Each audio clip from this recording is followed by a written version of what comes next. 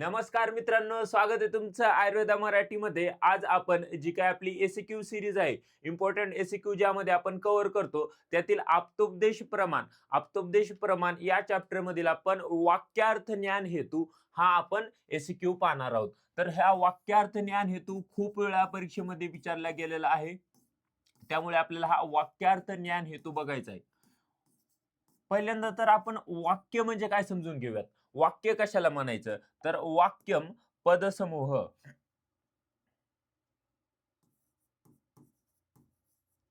वाक्यम पद समूह म्हणजे काय? तर पदाच्या समूहालाच आपण काय म्हणतो? वाक्य असं म्हणतो. पदाचा समूहाला आपण वाक्य म्हणतो. पण सर, पद म्हणजे नेमकं काय? तर पद म्हणजे काय? पद म्हणजे अर्थबोधक किंवा अर्थपूर्ण अक्षरांचा समूह. अक्षरांचा समूह म्हणजेच पद. आणि या पदाच्या समूहाला आपण काय म्हणतो? वाक्य म्हणतो. समजलं? म्हणजे कसं सर? सर इन डिटेल मध्ये सांगा. तर बघा, तुम्हाला आता हे तर झालेलंच आहे, तरी पण सांगतो मी. म्हणजे अर्थपूर्ण अक्षर म्हणजे काय? तर जसं की आता गा हे अक्षर आहे, बरोबर? त्यानंतर य हे अक्षर आहे. म्हणजे हा शब्द काय झाला? गाय. म्हणजे या अक्षरांचा समूह म्हणजे काय झालं? हे पद झालं. गाय हे काय झालं? पद झालं. त्यानंतर या पदांचा समूह म्हणजे गाय प्लस आता दुसरा एक शब्द आहे आन. म्हणजे दुसरे एक पद आहे आन. म्हणजे गाय आणि आन हे दोन पद आहेत. या पदांचा समूह म्हणजेच काय झालं? वाक्य झालं. समजलं? हे बघा, वाक्य म्हणजे काय? पदांचा समूह. पण पद म्हणजे काय? पद म्हणजे अर्थपूर्ण अक्षरांचा समूह. अक्षर म्हणजे कोणते? ग, य हे काय झालं? अक्षर झालं. म्हणजे गाय हे काय झालं? एक पद झालं. आन काय झालं? एक पद झालं. या पदांचा समूह म्हणजेच काय? वाक्य. आय होप तुम्हाला समजलं असेल. तर आता आपल्याला काय सांगायचंय? वाक्यार्थ ज्ञान हेतू. आता ह्या बेसिक गोष्टी तुम्हाला समजल्या.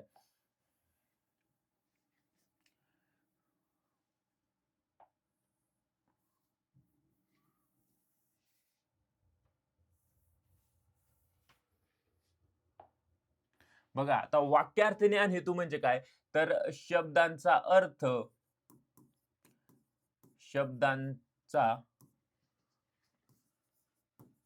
अर्थ किंवा वाक्यातील ज्ञान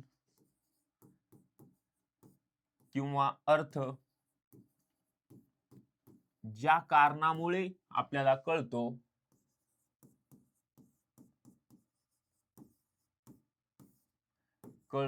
त्याला आपण काय म्हणतो? त्याला आपण वाक्यार्थ ज्ञान हेतू म्हणतो. म्हणजे काय सर? वाक्य बघा, आता वाक्यार्थ ज्ञान हेतूची जर फोड केली आपण तर कशी होईल? तर वाक्यातील अर्थ ज्याच्यामुळे कळतो आपल्याला.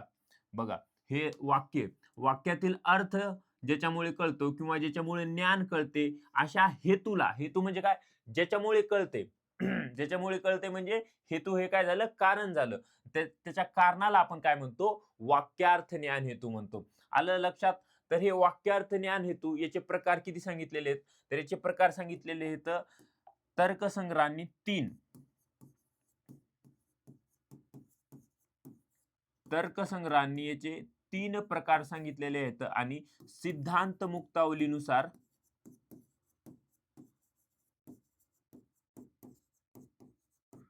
4 प्रकार सांगितलेले आहेत.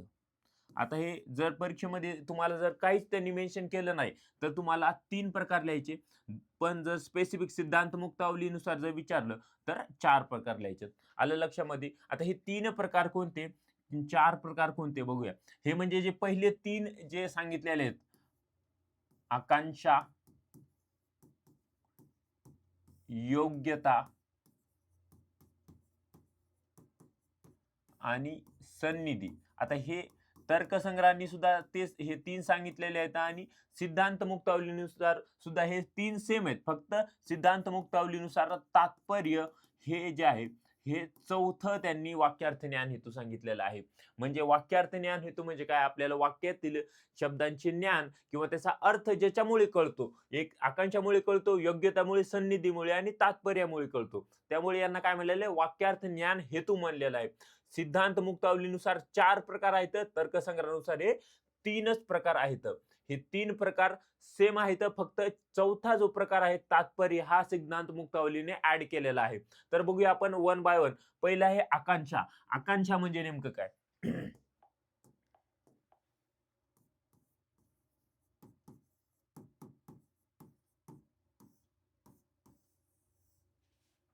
आकांक्षा म्हणजे काय? तर आकांक्षा म्हणजे एक्सपेक्टेशन. आपण एखाद्याकडून एक्सपेक्ट करतो, एखाद्याकडून अपेक्षा करतो. तर जेवढी जास्त अपेक्षा तेवढंच दुःख जास्त, असं एक म्हणलं जातं. बरोबर? तर हे आपल्याला त्याच पद्धतीने आलेलं आहे. काय? आकांक्षा. आकांक्षा म्हणजे काय? अपेक्षा. अपेक्षा असणे, एक्सपेक्टेशन असणे. कशाची एक्सपेक्टेशन असणे? तर एका पदाचा अर्थ समजण्याकरिता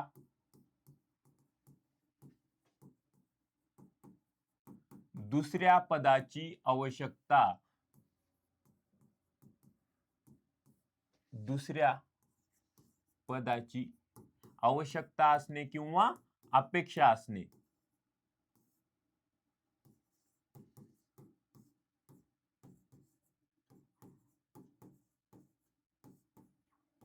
अपेक्षा असणे म्हणजेच काय? आकांक्षा.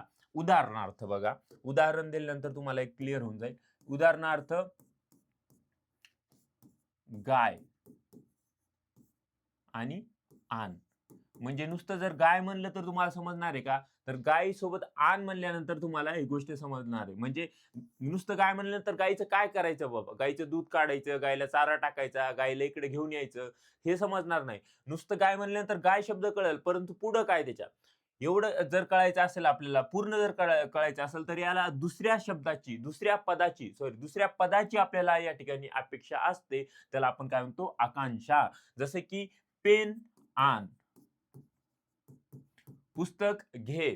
पुस्तक काय करायचं आपल्याला? घ्यायचे, ठेवायचे, वाचायचे, हे आपल्याला जर कळायचं असेल तर पूर्ण त्या ठिकाणी एका पदाला दुसऱ्या पदाची अपेक्षा असणे, त्याला म्हणतो आपण आकांक्षा. समजलं? त्यानंतर दुसरी जी आहे आपली वाक्यार्थ ज्ञान हेतू, ती आहे योग्यता.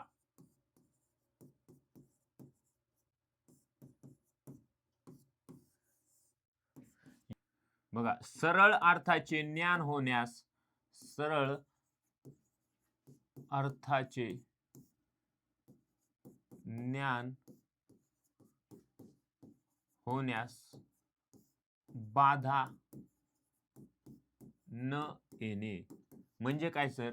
तर एक शब्द आहे, त्या शब्दाचा सरळ अर्थ आहे, त्याचे ज्ञान होण्यास बाधा न येणे किंवा वाक्याचे ज्ञान होण्यास बाधा न येणे.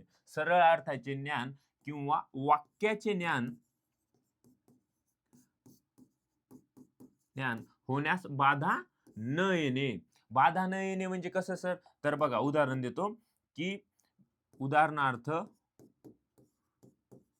गरम पाण्याने, थंड पाण्याने, चेंज करूयात, थंड पाण्याने भाजणे. बरोबर? आता आपण काय बघतोय? योग्यता बघतोय. योग्यता म्हणजे काय? तर या एखाद्या ठिकाणी सरळ अर्थाचे ज्ञान किंवा वाक्यातील ज्ञान होण्यास बाधा न येणे म्हणजे काय? योग्यता. बघा, आता थंड पाण्याने भाजणे, थंड पाण्याची योग्यता आहे का भाजण्याची? नाही. जर भाजायचं असेल तर या ठिकाणी काय पाहिजे होतं? या ठिकाणी पाहिजे होतं गरम पाणी. गरम पाण्याने ते या ठिकाणी भाजलं असतं. थंड पाण्याने भाजू शकतं का? नाही भाजू शकत. त्यामुळे थंड पाण्याची योग्यता नाहीये. थंड पाण्याची योग्यता नाहीये भाजण्याची. जर भाजायचं असेल तर काय पाहिजे होतं? गरम पाणी. म्हणजे वाक्य हे कसं पाहिजे होतं? गरम पाण्याने भाजले, गरम पाण्याने भाजणे. या ठिकाणी थंड पाण्याने भाजणे ही काय त्याची बाधा आलेली आहे.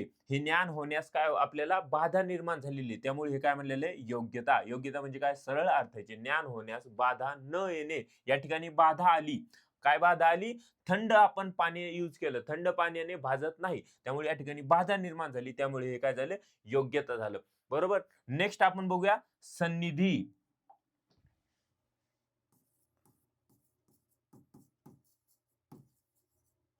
सन्निधी म्हणजे काय, तर विलंब न करता पदाचे उच्चारण करणे.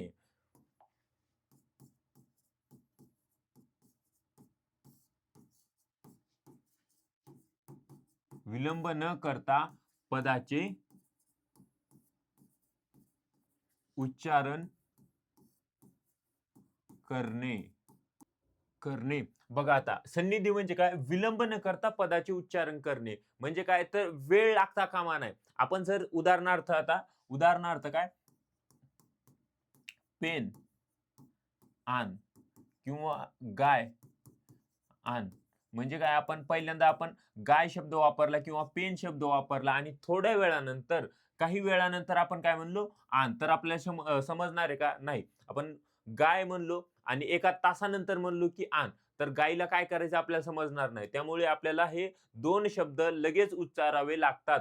पेन आण, गाय आण असं उच्चारावं लागेल, त्यामुळे आपल्याला त्याचा अर्थ समजेल. जर नुसतंच आपण गाय म्हणलं आणि एका तासानंतर आण म्हणलं तर आपल्याला अर्थ कळणार नाही. त्यामुळे विलंब न करता पदाचे उच्चारण करणे म्हणजेच सन्निधी. त्यानंतर आता नेक्स्ट आपण बघूया लास्ट सिद्धांत मुक्तावलीनुसार चौथं जे वाक्यार्थ ज्ञान हेतू आहे, तात्पर्य. आता हे जे काय तात्पर्य आहे, तर तात्पर्याचा अर्थ काय होतो की प्रसंगानुरूप अर्थ घेणे, अर्थ समजणे किंवा अर्थ समजावून घेणे. म्हणजे काय, उदाहरणार्थ बघा, जेवताना सेंधव आण म्हटल्यावर घोडा आणि मीठ या दोन्हीपैकी मीठ आणणे. म्हणजे काय सर, समजलं नाही. तर तात्पर्य म्हणजे काय, तर प्रसंगानुरूप आपल्याला अर्थ घ्यायचा आहे. जसं की आता जेवायला बसलो आपण, जेवायला बसल्यानंतर आपण जर एखाद्याला म्हटलं की सेंधवान, आता हे सेंधव जो शब्द आहे, या सेंधव शब्दाचे दोन अर्थ होतात. एक म्हणजे सेंधव म्हणजे घोडा आणि दुसरं म्हणजे मीठ. सेम शब्द आहे, दोन वेगळे अर्थ आहेत. एक म्हणजे घोडा, दुसरा म्हणजे मीठ. परंतु जेवताना आपण सेंधव आण म्हणल्यानंतर आपल्याला काय आणावे लागेल, मीठच आणावे लागेल. पण जेवताना घोड्याची काय गरज आहे का, नाही गरज. जेवताना कशाची गरज लागणार आहे, मिठाची गरज लागणार आहे. त्यामुळे आपल्याला मीठ त्या ठिकाणी घेऊन येणं लागेल. त्यामुळे आपण जेव्हा प्रसंग जो आहे त्या प्रसंगानुसार आपण त्या पदाचा, वाक्याचा अर्थ समजावून घेणे, त्याला आपण तात्पर्य म्हणतो. समजलं? Is that clear? आता हे जे वाक्यार्थ ज्ञान हेतू होते, वाक्यार्थ ज्ञान हेतू कोणते कोणते होते, पहिलं आपण बघितलं आकांक्षा. आकांक्षा म्हणजे काय, तर एका पदाचे उच्चारण करण्याकरिता किंवा अर्थ समजण्याकरिता दुसऱ्या पदाची आवश्यकता असणे, ते म्हणजे आकांक्षा. त्यानंतर योग्यता. योग्यता म्हणजे काय, तर वाक्याचे ज्ञान होण्यास आपल्याला किंवा त्याचा सरळ अर्थाचे ज्ञान होण्यास बाधा न येणे. म्हणजे काय, उदाहरणार्थ आपण काय बघितलं की थंड पाण्याने भाजणे. इथं थंड पाण्याची योग्यता नाहीये, त्याने भाजेल. आपल्याला काय यूज करायला लागेल त्या ठिकाणी, गरम पाण्याने अंग भाजणे अशा पद्धतीचं वाक्य यूज करावे लागेल. म्हणजे योग्यता, सरळ अर्थ ग्रहण करण्यास बाधा निर्माण न होणे, त्याला आपण म्हणतो योग्यता. त्यानंतर आपण बघितलं सन्निधी. सन्निधी म्हणजे काय, तर पदाचे विलंब न करता उच्चारण करणे. म्हणजे जसे की सेंधव आण, लगेच आपण उच्चारण करावे लागेल. गाय आण, पेन आण, हे आपण नुसतं गाय उच्चारलं आणि एका तासानंतर जर आण उच्चारलं तर आपल्याला समजणार नाही. त्यामुळे हे शब्दाचे अर्थ लगेच आपल्याला उच्चारावे लागतात, त्याला आपण सन्निधी म्हणतो. त्यानंतर तात्पर्य. तात्पर्य म्हणजे काय, तर प्रसंगानुरूप अर्थ समजावून घेणे. म्हणजे जसा प्रसंग आहे त्यानुसार अर्थ घेणे. जसं की जेवताना आपण सेंधव आण म्हणल्यानंतर सेंधव या शब्दाचे दोन अर्थ होतात, घोडा आणि मीठ. परंतु जेवताना आपल्याला मीठ लागणार आहे, त्यामुळे आपण त्या ठिकाणी काय आणलेलं आहे, मीठ आणलेलं आहे. समजलं? वाक्यार्थ ज्ञान हेतू हा तुम्हाला एसक्यू खूप वेळा परीक्षेमध्ये विचारला गेलेला आहे. आता जर विचारला तर 100% सगळ्या मुलांना आपल्या लिहिता आलं पाहिजे. तर थँक्यू सो मच.